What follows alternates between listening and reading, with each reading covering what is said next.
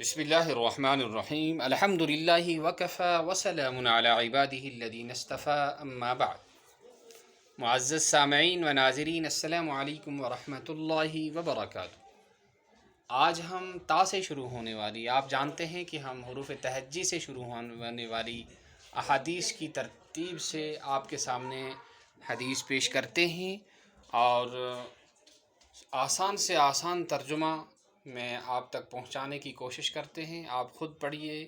اور سنیے، یاد رکھیے، اس پر عمل کیجیے اور دوسروں تک پہنچانے کی کوشش کیجیے۔ اور آج جس حدیث کو ہم پڑھنے جا رہے ہیں، یہ تا سے شروع ہونے والی دوسری حدیث ہے، اور یہ ہے تصحروا فإن فی السحور برکۃ،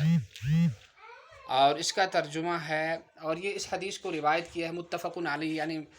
صحیح مسلم اور صحیح بخاری دونوں نے اس حدیث کی تخریج کی ہے، اور بخاری نے کتاب الصوم میں اور امام مسلم نے کتاب الصیام میں اس کو روایت فرمایا ہے، اور اس کا ترجمہ ہے سحری کھاؤ کیونکہ سحری کھانے میں برکت ہے،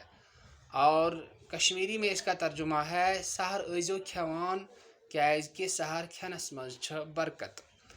اور پہاڑی میں اس کا ترجمہ ہے سرگی کھیندے کرو کیونکہ سرگی کھینا بچ برکت ہے، اور انگلش میں اس کا ترجمہ ہے eat Sehri pre dawn meals taken by one who observes